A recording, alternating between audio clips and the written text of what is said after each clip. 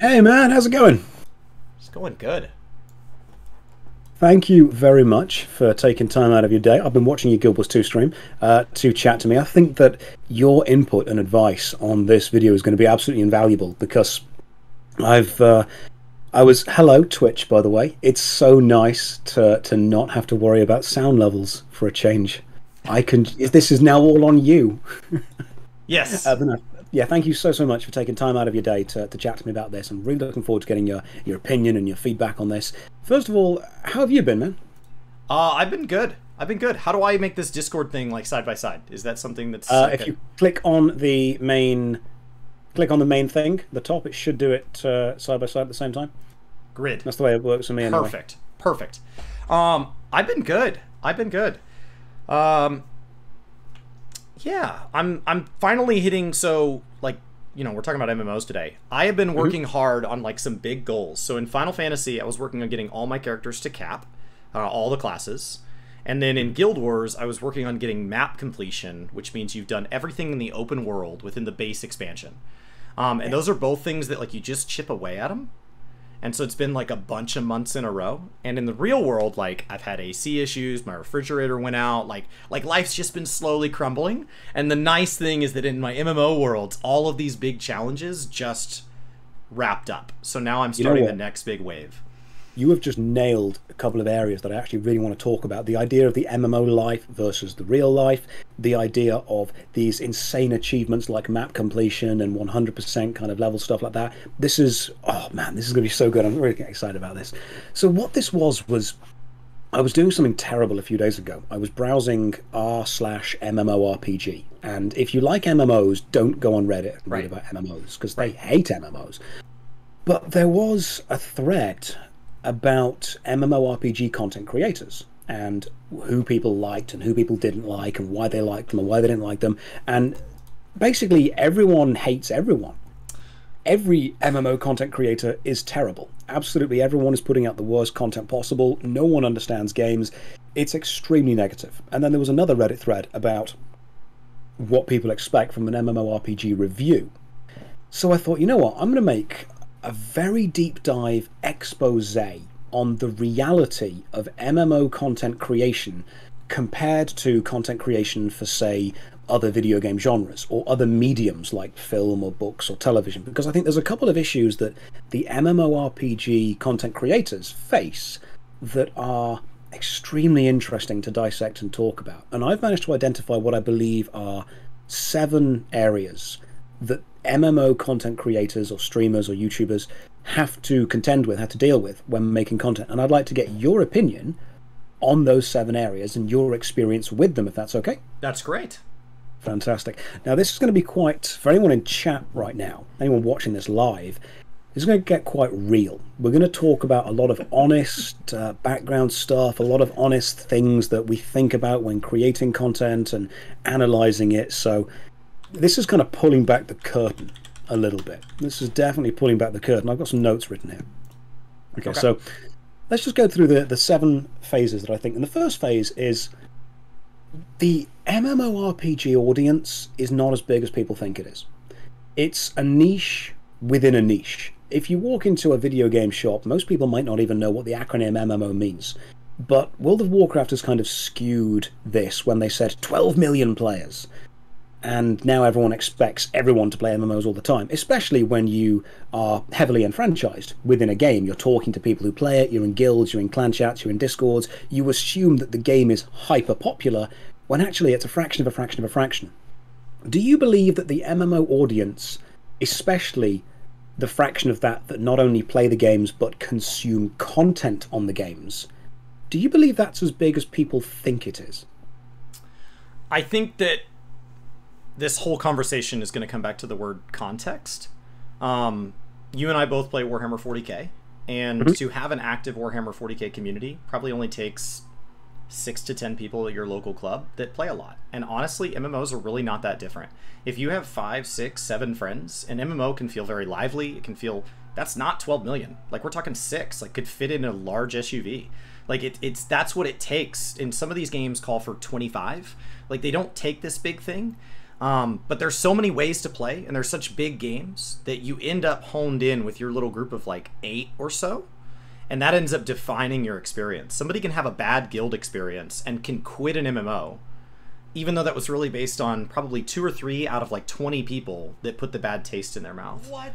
So I think not only are they not that big, but they don't have to be that big. Right? Because it's such a big part of our lives, as opposed to, you know, like a God of War, where after 60 hours you might put it down. That now looking at this through the context of reviewing the game. Okay. Because the player base, you're absolutely spot on. The player base doesn't need to be millions or even hundreds of thousands, because your experience is heavily curated by the close-knit friendship group that you've got. Because the MMO is a niche within a niche, the average gaming press, the mainstream gaming press, tends to not bother covering it, simply because a review on the latest FIFA or the latest Call of Duty is going to appeal to infinitely more gamers than reviewing the weekly patch notes of RuneScape, or, oh, here's the latest upgrade that Neverwinter has put out. When you have things like Guild Wars 2 or massive expansions like Final Fantasy XIV, you might get a mention in the mainstream gaming news. But in general, I don't think a lot of the mainstream gaming news is too bothered about MMOs, just because the audience is not that big for it. It's also not how people decide to pick MMOs up. So when people pick up MMOs, they either don't know what they're getting into, and they're like, hey, I just got the new Dragonflight game from Blizzard. And it's like, okay, that already tells me you're not aware of what you just bit off, right? So they download an expansion, and or like people come into chat and they're like, hey, I just bought this game and all the DLC. Okay, so we've got to take you back, because there's a fundamental misunderstanding between how these games work and how other games work. So I don't know that reviews are that valuable, because that's not how we rate them. We typically, like, MMO players do jump from one MMO to another, even though we act very tribally. We do jump from one to another. But once you jump to another, you're usually saying, like, hey, is this game good? What's good about this game? And so I think like a 7 out of 10 doesn't tell me anything. Like, if I like MMOs because I like the raiding side of MMOs, a 7 of 10 doesn't tell me how many raids a particular MMO has. It might be a PvP-based MMO, in which case it's a really bad fit for me, even though it's knocking PvP out of the park. So a review is facing the difficulty of, because it is such a broad spectrum of what people enjoy within it, you aren't often sure what is worth reviewing and what the individual wants from a review. That's a really nice point, actually. So let's move on to the second point, and this is where it's going to get quite interesting with the people in the chat. All hobbies, you mentioned Warhammer 40k. I'll bring up Magic the Gathering as a good example as well. All hobbies have their toxicity. All hobbies have their elitists and their toxic fan bases. And running, knitting, swimming, anything is going to have people that make it part of their personality. But the reason that MMORPGs can become so dangerous is they are uniquely set up to not just enhance your life, not just give you a game to play, but in many ways to offer you an opportunity to replace your life, to replace the reality of your everyday with a fantastical world. Your avatar is almost a replacement for your day-to-day. Some people get so deep into MMORPGs that it becomes more real to them than reality. Their job is just what they go to pay the bills, but then they come home, they log in, they play the game, and this is their life now. And because of that, the MMO can often become a lifeline for people who are very deeply enfranchised. This means that reviews, especially negative reviews of MMOs, are often seen as personal attacks on the people who are super deeply enfranchised. If you put out a negative opinion, the extreme hardcore fan base, the backlash, the kickback that you get from people who see their lifestyle being attacked is devastating. Do you have any personal experiences, or do you have any thoughts and feedback on the toxicity of the extremist fans preventing MMO reviews becoming more widespread?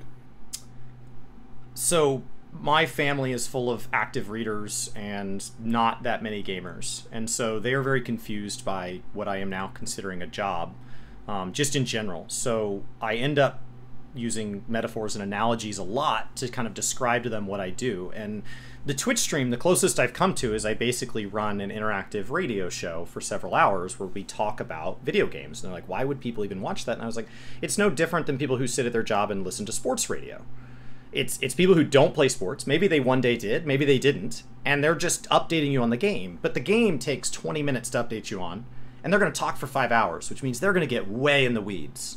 And people are going to come in and they're going to rehash the game probably 6 or 7 times over that show, but they're also just going to talk about this player, you know, just got a new car and it's really crazy, and like they're just going to get way off topic.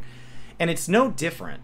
And so I would say that, like, sports fans, it's like going into a sports bar and insulting that team. It doesn't pay their bills, it doesn't drive their life, and yet the achievements of those individuals on that team are defining their life. And so if you're from a city that wins a championship, we won. We didn't win. Those guys won. The guys on the field won. I just happen to live in the city that their mascot is tied to. Like that, like, but we own it. And so I think MMOs are the same thing. I think we get really tribalistic because we've allowed this hobby to become maybe more of our life than it should be. Escapism on its own is healthy. I think it's nice to be able to get out of your own skin from time to time, and every hobby does it. But I think when you let it get to the point that you need to, like, physically threaten or attack somebody, I don't know where the line is, but you're way past it. That is a beautiful soundbite. Just so you know, I won't be able to use every answer you give to these questions. It's going to be kind of picking and choosing the kind of really nice sound bites, because there's lots of people. I'm not going to misrepresent what you say, and I'm not going to kind of edit it to make it look like you're taking a stance that you're not taking. It's going to be talking about the general point and then adding in sound bites from people that I've been talking to kind of highlight their particular opinions and inputs and experiences on it. Someone in the chat actually mentioned Zeppler not being able to take criticism of FF14. Zeppler has already agreed to chat to me later on. So far, I've had answers from Lazy Peon, MMO Byte, Kira TV. We've also chatted to Brozim, who is a Warframe streamer later. Mighty Teapot is free later on from Guild Wars 2. Zeppler's there, Callum Upton. Lots of MMORPG and online gaming content creators have agreed to chat, and this is going to be what I hope a really thorough kind of dissection of the reality of creating MMORPG content. So, yeah, the idea that it is tribal is spot on, and the idea that people do make it a major part of their life, super excited about getting down to this. Let's go to the third question. Okay. The benefits and the downsides of being a general channel versus being a specific channel. So I'm more of a general MMORPG channel, and this means I can make videos on any MMORPG game, and I can add in a load of keywords into my titles, and I can appeal to lots of different demographics who both like or don't like a game, and I can cut and choose as I want to. And the great thing is this gives me such a broad level of freedom on YouTube. The bad thing is it means that I will never become specialized in one game, and I will miss the details, I will miss the minutiae, I won't be able to really dig into the nuance of any individual game. To do that, you need to be a specialist creator, just dedicate hundreds, thousands, tens of thousands of hours to one game. The risk of doing this is, first of all, boredom, because spending 10,000 hours in one game is a hell of a long time. And as a YouTuber, the risk is you're actually tying the success of your channel to the success of the game. Because I'm sure many people wanted to try and start channels based on WildStar, or based on Terra, or even based on New World when it was in the hundreds of thousands of players. And those channels have tied themselves to their games so thoroughly that their success and failure is now also linked to that game. Being a specialist means you are an authority. But this is only relevant from a career point of view if there are enough people who play the game who care about you being an authority. How do you feel the benefits and the advantages and disadvantages weigh together from a general overview channel to a hyper-specialized channel? So it's all going to be a sense of scale. Final Fantasy XIV pays my bills. I play MMORPGs as a genre. That's what I make content for. I play other games. I like mobile games. I like shooters. I like racing games. But MMORPGs are what I'm known for. But if we're just talking analytics, Final Fantasy XIV pays overwhelmingly for my mortgage. I still play Guild Wars at least one day a week on stream, and I'm trying to grow that because, A, I think it's important for my own well-being as a gamer and as somebody to have broad things. And B, what happens if Final Fantasy XIV has a down cycle? If they ever have a down cycle, I have everything tied to Final Fantasy. And it's where most of my income comes from. And so that's really scary. Because they do have down cycles, and you see them coming. That's the worst part, is as somebody who becomes an expert in either one game or in one genre of that game, if you're tied to PvP seasons or a raid, you know when the content's coming. Maybe even before the people watching, you know, I'm making this video, and this is going to be the last big thing that people look forward to for 3 months, 4 months, 8 months, or in some games, they have unpredictable patch cycles. I have no idea how people make full-time livings out of games that don't have a predictable patch cycle. Final Fantasy XIV runs like a clock. And so I can literally tell you when my wife and I can book vacations. Like, it's very, very easy. So as far as, like, how do you deal with that, I think you've got to find a balance that works for you. And for some people, one game, being a generalist within one game, is enough of a niche that they can rise to being the big fish within that small pond. Some people want to hone down even further. They want to be like the crafting and gathering guy in one game. You got to find what works for you. I don't think of you as a generalist within games. I think of you as a discussion topic person. And so that's the genre. And so the games fuel that. You can't do it without the games, but the games aren't why at least I consume your content. So I think the other thing is understanding why people consume your content. But that's starting to think about it as the business side. So like, I know you've had these discussions a lot, especially within like what is reaction content and all of that. For me, there's two different sides. There's the side of me that's a business person that has to run the analytics and decide how am I going to pay my bills. And there's the side of me that just wants to play video games. I like that guy, but the other guy sometimes has to keep him honest. It's sometimes just about getting back to your base and saying, okay, well, if I'm going to be known for this one game, then when that game has the expansion, I need to be excited for that. So what games do I play leading up to that to make sure that I'm in the right headspace? Because you need to find a healthy balance of games that you can play. I mean, people may say that pizza is their favorite food, but if you ate pizza every single day for the rest of your life, eventually you're going to get sick of it. Variety can be the spice of life, and with MMORPGs, it can be exactly the same. You want to be able to experience lots of different games, even going out to play a single-player game. I mean, I took a week off to go and complete Elden Ring, and then came back to playing RuneScape, because Elden Ring was fantastic, and it was nice to have that chance to do it.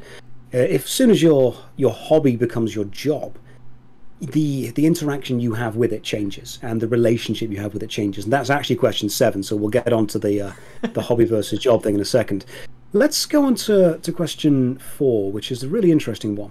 So MMORPGs take a hell of a long time to play, to finish, even if you can finish them. Sometimes you can't finish them. Here's an example that I give. People use the number 100 hours a lot, and I think it's because it's a nice round number. It's the first triple-digit number. People go, oh, you've really got to play this MMO for 100 hours to really understand it. You can get a basic overview at 10 or 20, but 100 hours in is when you get it.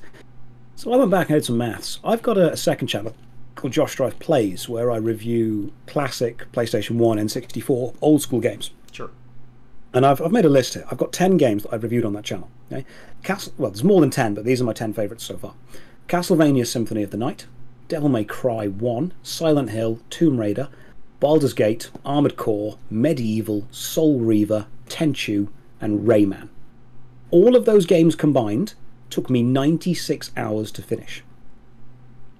This means you can completely play and finish 10 of the most fantastic old school games in less time than the average MMORPG player expects you to put into an MMO to reach the minimum level of critique. Knowing this incredible time investment, how much time is it realistically possible, especially when you consider a content upload cycle? Sure. How much time is it realistically possible to put into a game before you review it?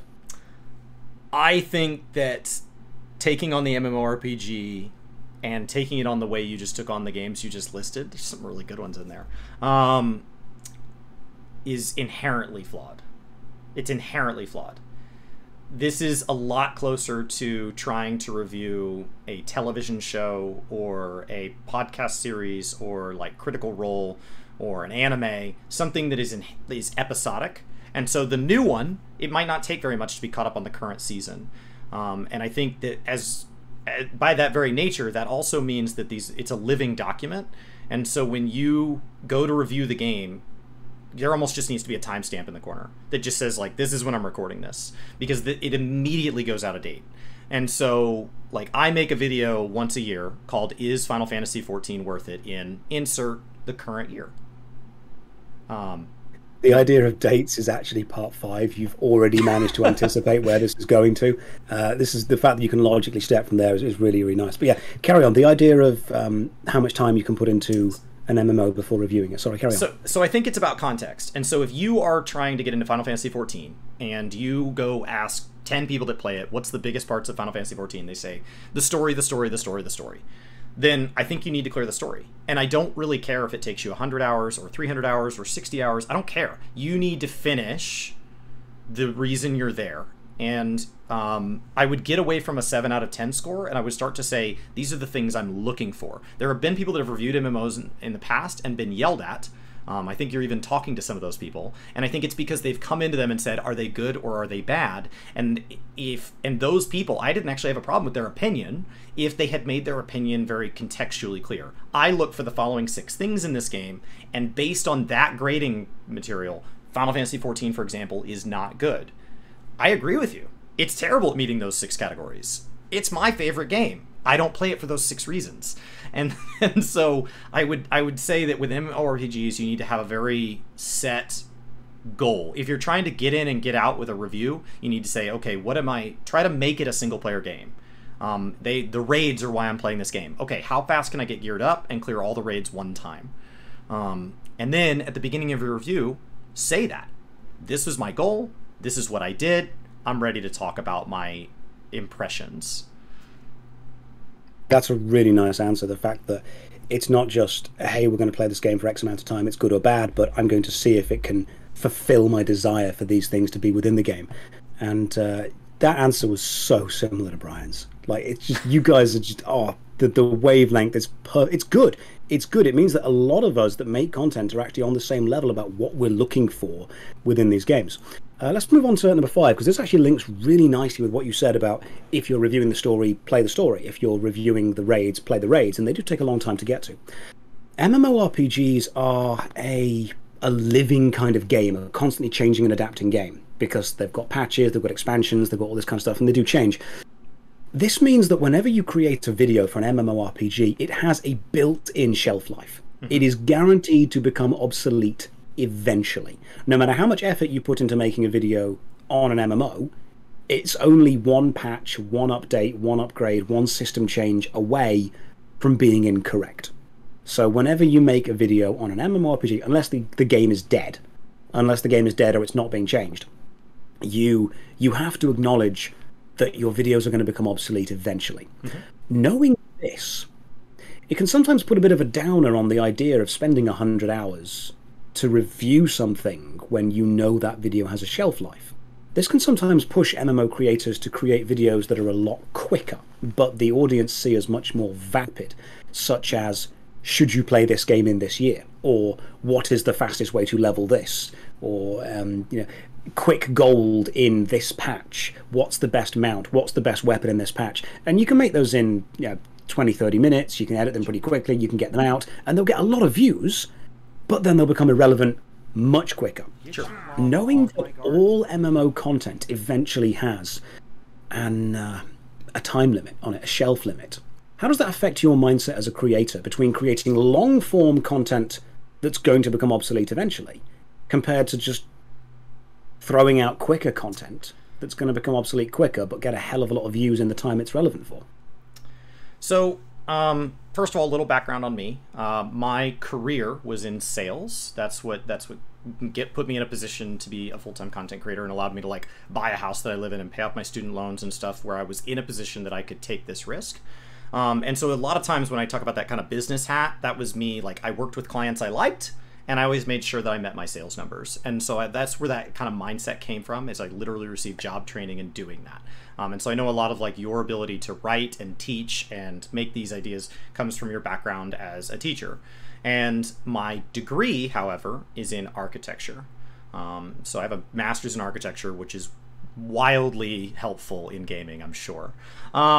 So paid off that degree, using it great. So with that in mind, there is an idea in Gothic architecture, these big churches, regularly referenced in video games because they look super cool, that these churches were designed with this verticality, and this verticality was designed to make you feel small in the presence of God. And this is not a religious answer. It's a structural answer. You literally are meant to feel small in the space. It wouldn't matter if we use that space as a dance hall or a restaurant. You feel tiny. And I think people use that as, oh my God, I've been diminished in the presence of God. I'm being reduced. My video is only going to be good for 3 months. My stream is only going to appeal to 6 people.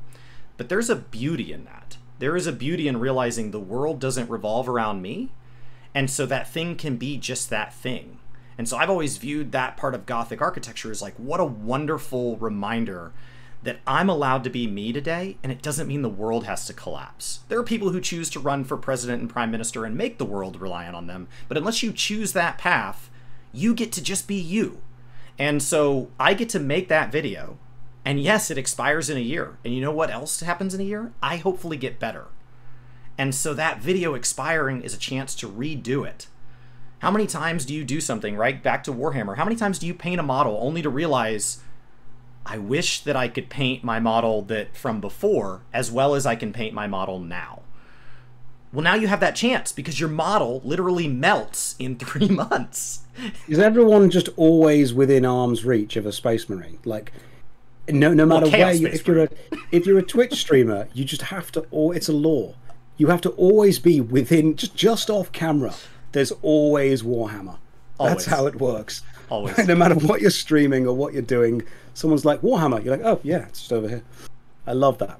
I love that answer. That deep passion of yes. You're not looking at the shelf life as a negative. You're looking at as a chance to improve, almost like less of a time limit and more of a personal challenge. Hey, this video is going to be irrelevant in a year. Can I make a better one in a year? That's lovely.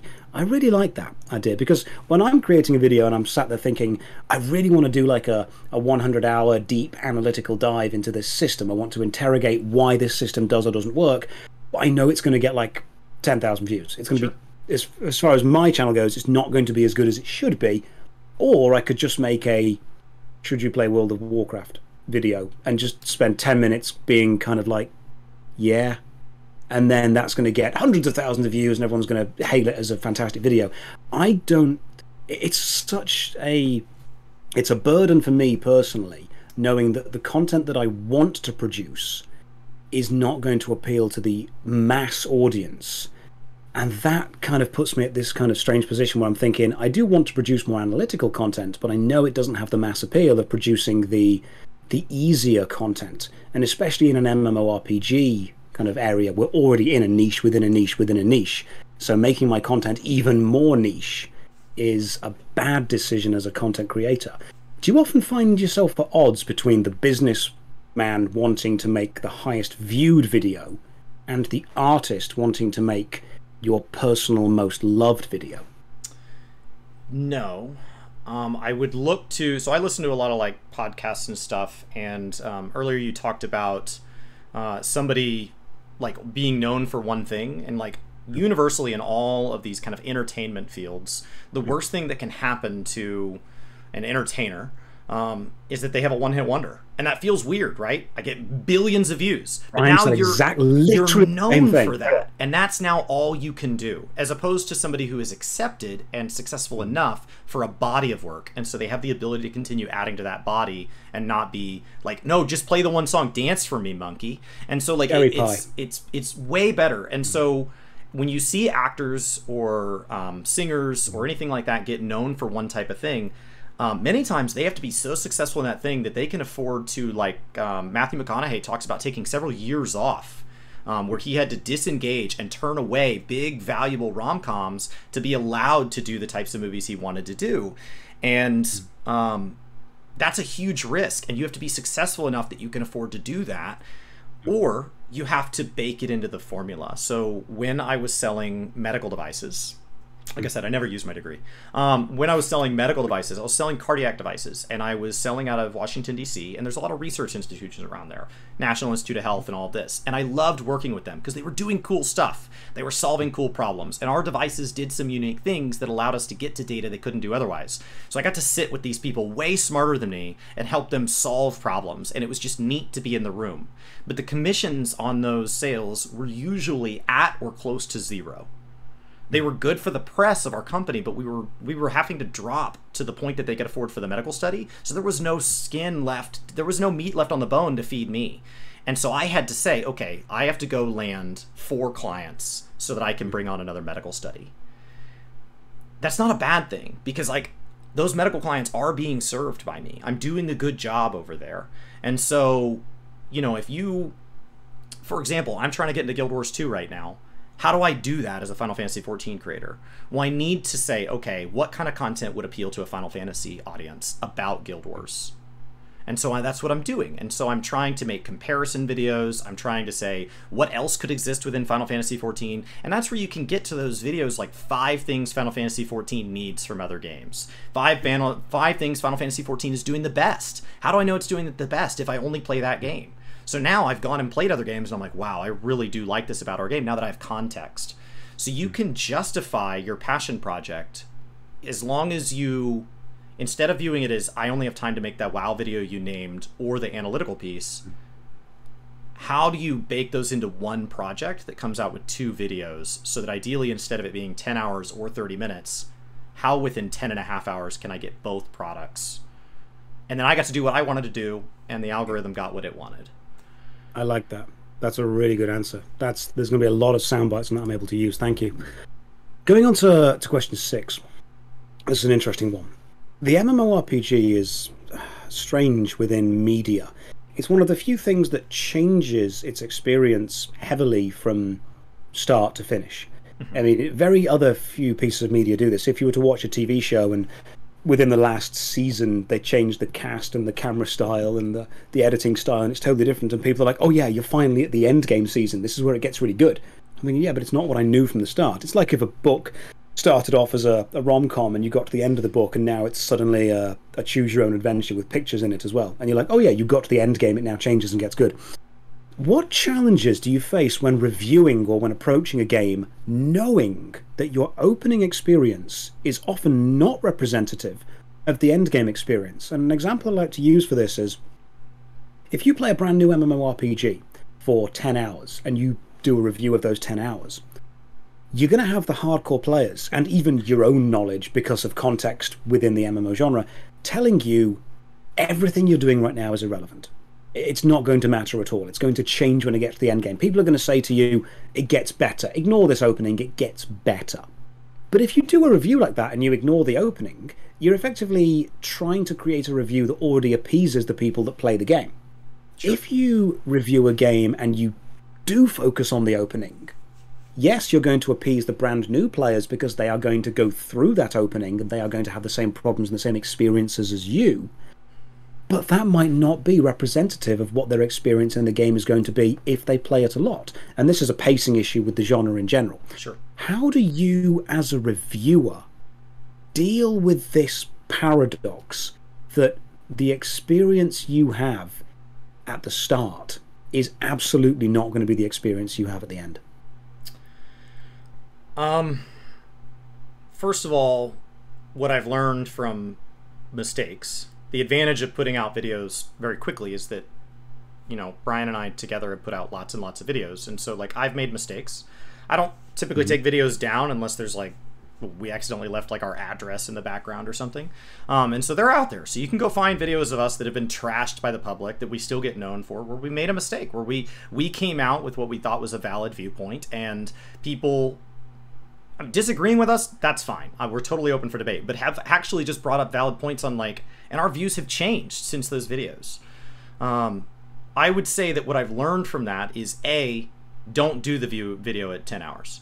Do it once you know you have some context, and especially that you have something positive to say. Even if you have 10 negative things to say, hold on to those. They are valid, and the veteran players need to understand that those are the things stopping that community from growing.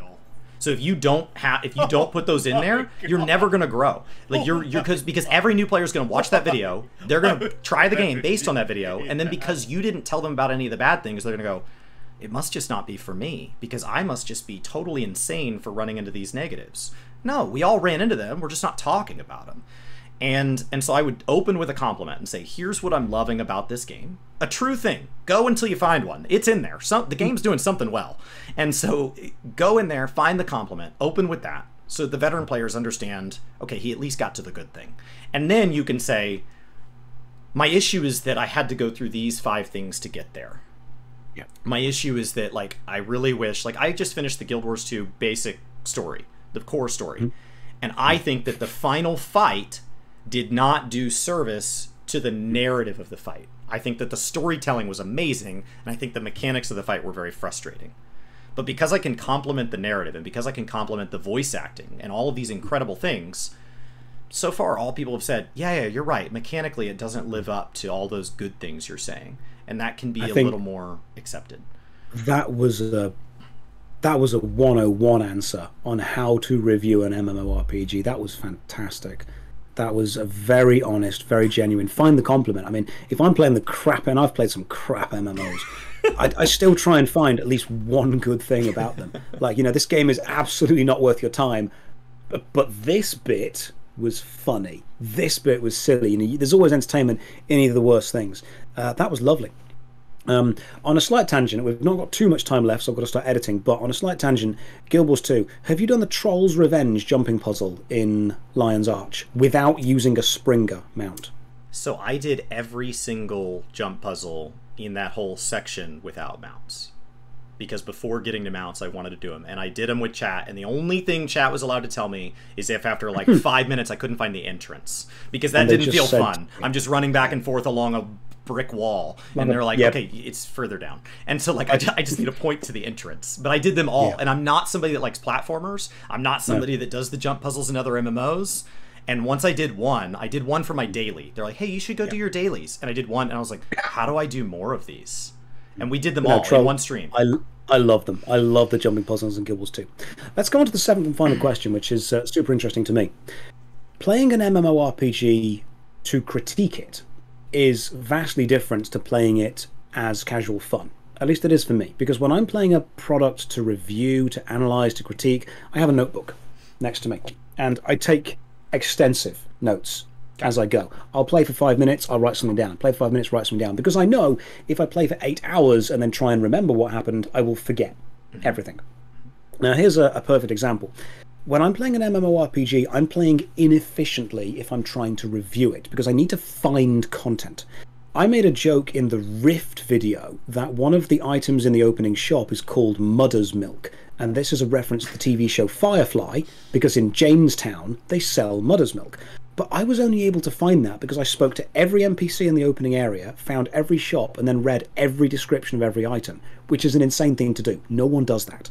No brand new player needs the shop because the game gives you healing items, and no experienced player is going to go to the shop because they know it's a tutorial, you can run through it, the shop is outclassed the moment you get somewhere else.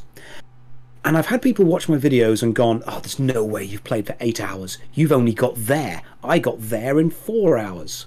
And I'm thinking, yeah, you probably did get there in 4 hours. But I'm not playing efficiently. I'm opening the menu and clicking every button. I'm putting every piece of armor on to see if there's any graphical issues. I'm jumping at this bit of wall for 10 minutes because it looks like I should be able to clip out of it, and sometimes I can. How do you find the differences in playing casually to enjoy and playing to analyze and critique?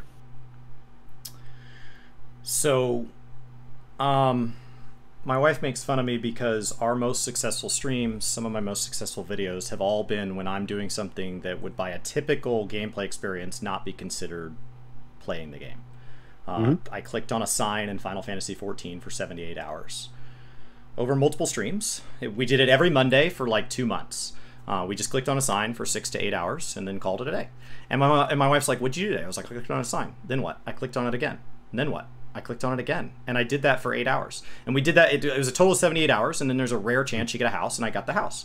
And then it ended. And Brian asked me, I mean, these streams were literally 100 times more successful than anything else we'd done at the time. And Brian asked me offline, he goes, what's the worst thing that could happen on streaming right now? You know, like, could your microphone go bad? Are you, like, is there anything you're concerned about? How do I help you? Because as the guy that I run Work to Game with, he's like, I want to support you. And I said, honestly, the worst thing that could happen is I get the house. Like, the content is the not content. Like, I'm wanting it, but like the worst thing that could happen is I get what I want. So we did a spreadsheet stream like 2 weeks ago, and I just did spreadsheets. And what it was is I was up late at night. I wanted to nerd out about the game. I went live during my typical hours, and I just made a spreadsheet because somebody asked me, how come Final Fantasy's patch schedule is so much better than World of Warcraft's, which is this very like loaded question, right? The conclusion's already baked in. But I was like, well, let's actually go analyze that. And so I made a spreadsheet analyzing the patch dates of both games to talk about like what the gaps are, and like, let's go get real data.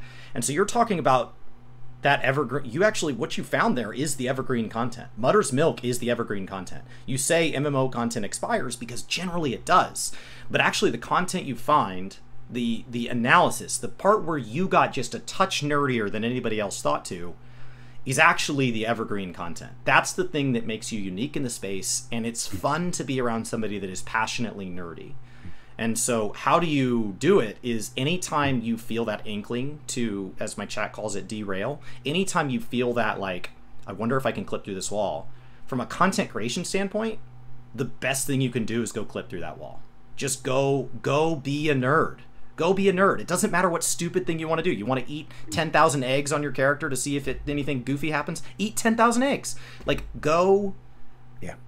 Go. And I think a lot of people that are watching the MMO reviews forget that if you've got 100 hours to play a game, it'd be lovely to have 100. Most people don't have 100 hours to gather data, but if you had 100 hours to play a game, you're not playing hyper efficiently for 100 hours. You're actually doing dumb stuff for about 50. I mean, I was streaming old school RuneScape once, and I went onto Twitch to have a look at the titles of the old school RuneScape streams, and they were all, you know, Road to 99, Road to Max, Dead Man Mode, World's Greatest, Killing Boss, doing this. They were all extremely action-packed titles. Sure. So I called my stream literally just agility. And agility is just a skill where you click on something and you jump over it, and then you run around and you click on it and you jump over it and you run around. That's it. So I just did agility for 8 hours. Nothing happened. No bosses, no drops, no pickups, no deaths, nothing exciting. Agility is literally just a boredom simulator. But the fact that I was able to get that stream to the close to the top of Twitch, and people were like, there is no way you can make content out of agility for 8 hours. That's what we did. And it's doing dumb stuff like this that often ends up being much more fun. And people look at you and go, you aren't making progress. And you often want to reply, yeah, but progress might not necessarily be fun for progress's sake. Having the highest number isn't necessarily the funnest thing you can do. The funnest thing you can do is creating a story, creating a memory, a moment when someone says, oh my God, did you watch this? Were you there? When the sign was clicked. When it was clicked. That's what you want. And I think a lot of people, a lot of consumers of content are forgetting that making MMORPG content isn't about playing as efficiently as possible, because that can sometimes sap the fun out of the game. Sometimes it's about seeing what the game allows you to do, even if it doesn't want you to do it, and then doing it because you think it'd be fun. I think that's exactly it. I think if you want to make something entertaining, you want to make something that somebody else hasn't seen. And typical gameplay is what they see when they log in. So you need to be ready to do something they can't do. Now, that could be being really good at the game. There are people who are like, oh, I'm going to no-hit beat Elden Ring. That's incredible. And my wife's friends ask us when we go out to happy hour or whatever with our work colleagues, and they're like, wow, so you play games all day, so you're probably really good. I'm not. So like no hit is not available to me because I'm not no scope. Like that's not the skill I have. So what do I have? Oh, I'm ready to talk about spreadsheets. And I'm not faking it. I am deeply passionate about this. And we had 5 hours of it. My most successful stream was a few days ago. You ever read the Choose Your Own Adventure novels? Yes. Fighting fantasy. You can buy all these on Steam. Okay, there's a whole thing on Steam for them, every single one of them. So I bought them all, and I spent 6 hours on stream. And every time there was a choice, like turn to this page or turn to that page, I did a poll in the Twitch. What are we doing? It took us 6 hours to complete the Warlock of Firetop Mountain, the first book. And when we killed the boss, we'd missed an item, so we didn't even get to open the actual treasure chest. But it was the most fun stream I've had in a long time. And I think a lot of people look and go, oh, content has to be fast-paced. It has to be progress. It has to be the best in the world. You have to show that you're competent at the game. Not necessarily. You have to show that you're competent at entertaining, and the game is almost background noise. The game is like a set dressing for the adventure you're about to go on. And I think you've used Final Fantasy XIV as excellent set dressing for these dumb adventures to go on. Yeah, I mean, I've had people come into my spreadsheet streams or come into me trying to look at this, and like I literally had somebody 2 weeks ago come in and say, just so you know, your Twitch account could be banned because you're not doing gameplay and you're in a gameplay category. And my response was, they would have to ban the whole platform. Like I get that you think I should be doing more gameplay because there's literally a spreadsheet on screen right now, but like there are wildly successful people on this platform like Rich Campbell and Asmongold that will go 5 hours in a stream and the game hasn't been booted up. So like I played Final Fantasy XIV on stream when the game's in maintenance. It's a 24-hour maintenance, and those are my favorite days to stream because we're all waiting. So it's like it's like the last days of school after the exams. Those are my favorite days. The maintenance days are ones I look forward to. Now as a player, I don't, because I can't play, and that sucks. But like we're excited about what's coming because the game's in maintenance because we're about to get something awesome, and we're chatting about it, we're catching up with each other, we're not worried about spoiling anything because I can't spoil because the game's not online. Like they're such fun days, but they're not the days you learn anything. They're not the days you get better. So I don't want the game to only be in maintenance. Like that would be terrible. But I do look forward to those brief respites when we can enjoy the nothingness. And I like that.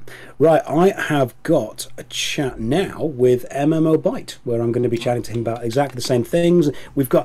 I contacted Lazy Peon. The Lazy Peon that does all the stuff. Lazy Peon is on holiday right now. In the UK, actually. Oh. But he said to me, hey, how can I help? So I sent him all 7 of those questions, and he took time out of his holiday and answered all 7 with ridiculously long paragraphs, just sending me a message about what a lovely thing to do, to take time out of his day just to write all that down. I'm also talking to, I'll give you guys a list. We've got Zeppler on, Brozime from the Warframe community, Mighty Teapot from Guild Wars 2, chat to him as well, and Kira TV, he was lovely to chat to as well. So I'm trying to just compile a list of people who work and create content within the MMO sphere so the audience can see, and this is again based on the Reddit thread, the audience can see, look, we're trying to make the best content we can. We can't specialize in everything. We can't generalize in everything. We don't have thousands of hours to dive into every single system before we make a single video, because that's just not feasible on the YouTube content kind of algorithm thing, the content treadmill. You can't physically do that. But as much as everyone might dislike the current crop of MMO content creators, the MMO content creators aren't doing it because they want to get rich, because if you want to make money, going into MMORPG is a terrible idea on YouTube. Making an MMO is a terrible idea to make money. So everyone that makes MMO content is doing it because they are passionate and because they care about it. And this video is hopefully a way to show the audience, look, we suck sometimes, but we're doing it because we love the genre as much as you do. That's my least favorite thing that people say about MMORPGs, is they talk about a particular game and they say this MMORPG is unique because the devs are passionate. And it's not that I think that those devs are not passionate. I think that it is insulting to every other MMORPG dev. Because even a failed MMORPG, even the worst Final Fantasy, or the worst MMORPG content creator, there's literally no reason for them to do it if they're not passionate. So I just wouldn't want to ever assume that somebody doesn't like what they do, because I don't know why else anybody would be in our space. I don't know why anybody plays these games if they don't like them, especially the ones with subscriptions. Oh yeah, no one hates a game more than people that have played that game for 1,000 hours. People keep messaging me saying, hey, you're going to make a video on Destiny 2? And I'm like, trust me, no one hates Destiny 2 more than people who love Destiny 2. That's what it is. People are like, if you show me a group of people who have played Destiny 2 for 10,000 hours and still play Destiny 2, I will show you the hate group of Destiny 2. But people always ask me, are you going to make a game about this? Yeah. No one hates a game more than people that love that game. Yep. It's ridiculous. Right, thank you so much for your time, man. Thank you for letting me pop on your stream. I'll let you get back to Guild Wars 2. I've just started into Path of Fire, and I've got a couple of the mounts. I've had a couple of the fights with them. I'm really enjoying it. The desert is an amazing area, but we'll have to game at some point. I'll let you get back to it. Thank you very much on the stream for joining me as well. You have a good day, man. Take care.